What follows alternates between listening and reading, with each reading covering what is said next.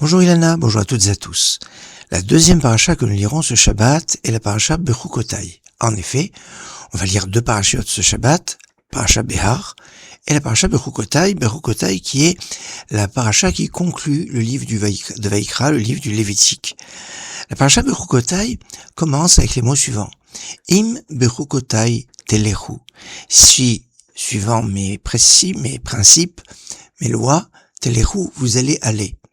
Et Rashi va nous dire que il s'agit pas ici du respect des mitzvot, parce que c'est marqué après, vet mitzvotai tishmeru, va'asitem otam, et mes mitzvot vous allez les garder, ça inclut tous les interdits de ne pas les transgresser, va'asitem otam, vous allez les réaliser, il s'agit des commandements positifs. Commandement positif, va'asitem otam, de ne pas transgresser les interdits, vet mitzvotai tishmeru, alors que veut dire im bechukotai telechu? Rashi va nous expliquer qu'il s'agit ici d'étude de la Torah et même de se fatiguer dans l'étude de la Torah. Shtiu amelim batorah. C'est quelque chose de fondamental. L'étude de la Torah est quelque chose qui doit nous occuper le plus important de notre journée, de notre temps. On a deux mitzvot dans l'étude de la Torah.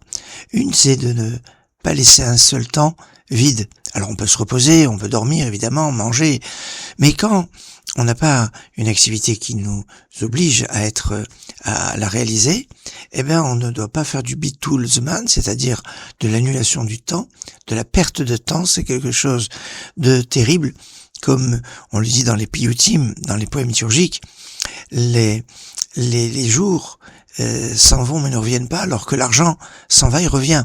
Alors c'est plus grave de perdre du temps que de perdre de l'argent. Non, pas time is money. Le temps n'est pas de l'argent, c'est beaucoup plus important, beaucoup plus fin et beaucoup plus puissant que l'argent. Alors c'est ça. Et Bechukotai telechu, c'est Shtiu amelim batorah, de vous fatiguer. Dans le mot amel, on a le mot olam, qui veut dire le monde, et qui veut dire ce qui est volé. On doit savoir dévoiler les secrets, des clés du monde, à travers l'étude, l'effort que l'on va fournir dans l'étude de la Torah.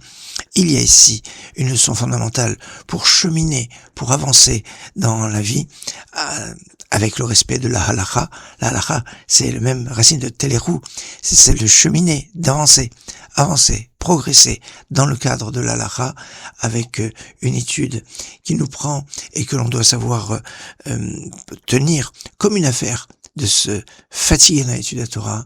Excellente journée.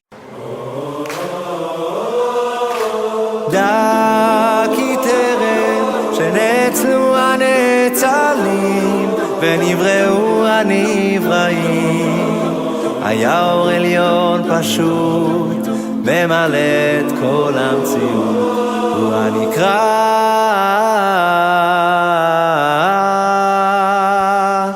אור אין סוף.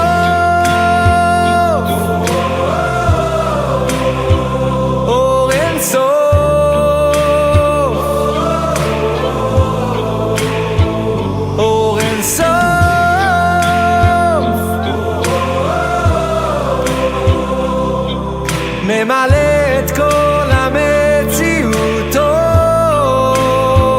אור אין סוף,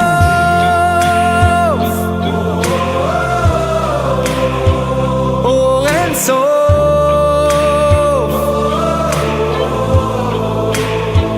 אור אין סוף,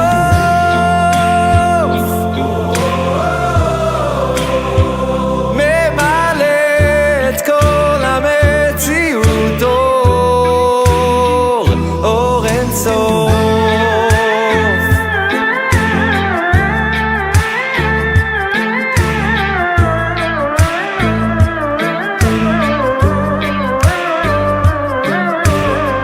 דרכי טרם שנצלו הנצלים ונבראו הנבראים, היה אור עליון פשוט ממלא את כל המציאות, הוא הנקרא